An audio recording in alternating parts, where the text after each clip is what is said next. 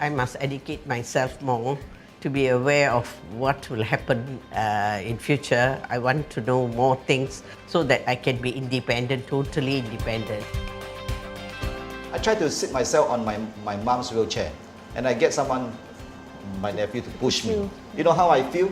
Everyone, the eyes is looking at me weirdly. Embarrassed. Yeah, embarrassed. I'm okay, but I'm just trying to feel it. So finally, I understand how my mom feels when she sits on the wheelchair. Old people like to be useful. They don't like to sit around and waste their time. I have another dementia patient who doesn't like to watch TV and she got nothing to do except to say, oh, I want to go toilet every 5 minutes. But when I started playing mahjong with her for 4 hours, she never went toilet. So you see, it's all in the mind. So if you occupy them with activities, volunteers coming to engage them in activities, it will help them a lot.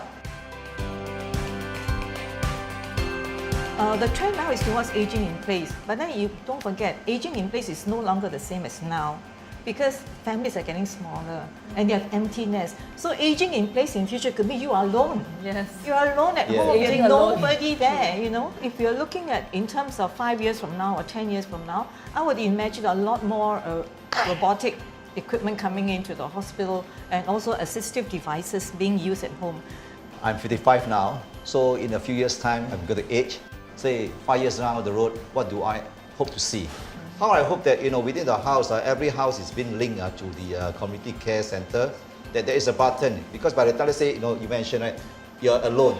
So if I'm alone in the house, then what do I do? If I got a problem, there is a button for me to press. Where this button goes to the community care center or go to the police station. Actually, we can use a wireless technology, just use a strap. You just press in, the button once pressed in nearby the wellness center or kampong center can immediately first step. Like most of us, I'm also very independent. I also have my own pride, right? The thing that I cannot live with will be that if I'm in an institution when I'm so old and I need help, somebody has to help me to the toilet or has to clean after me. I'll be so embarrassed, I will not want to ask. Going back to your point about assistive technology, a lot of toilets in Japan, for example, or some of the more advanced nursing homes, you have washing facilities. You can sit after that, it wash you. You can press a button and wash you. I don't need to call the nursing aide to come and clean after me. So that I feel that we can work towards that. So at least when the dirty work is taken out, right, you have less attrition. So all that helps with me as a person to have my dignity, helps with the caregiver with retaining her sanity. So sometimes the treatment have been done in hospitals, we are not aware if let's say we have to take over the cases. So it's just a very brief summary, but what are the things that has been done and what are you going to carry out? As a result, there was a lot of possible wastage because you may repeat certain procedures which has been done or has already been done and tested and doesn't work for that person, right?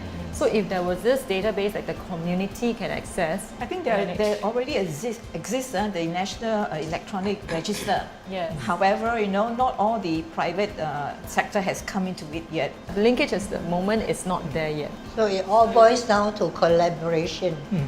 From the home, to the school, to the community, to the government.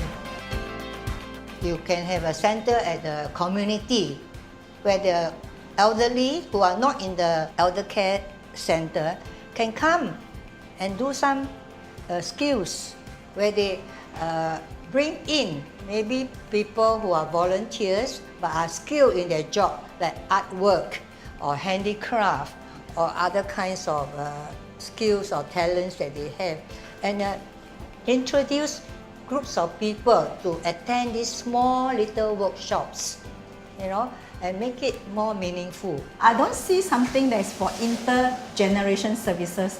I also want to bring my grandchildren, my family members along, so that we have a lot of activity going on, so we can go down together during the weekends. Because what I can see is just elderly care. Someone has told me that in I can't remember which jurisdiction it is now, but there is it's almost like pay it forward. If there's a system whereby, okay, now I'm still able-bodied, like you say, we can still volunteer, we can help others, but can we then use this time when we help others, that somehow there's this bank and then I can tap on this bank that someone can volunteer. It's got to be neighbours helping neighbours. You got to know one another. Bring back the spirit of neighbourliness. Kampong. So it goes back to kampong spirit. Yes, You correct. can go into each other's freely last time. Get mahjong kaki, you know, want to play Yeah, mahjong. we cook something and we share, you know, this kind of thing. Yeah. So to activate anytime can activate and can help. So Yes. within our block or maybe just within walking system. To live at home independently and restfully with loved ones around, that is a dream that can come true. I believe as parents we can still impart such values to our children through the schools also and through home. That is the way our dream can come true too.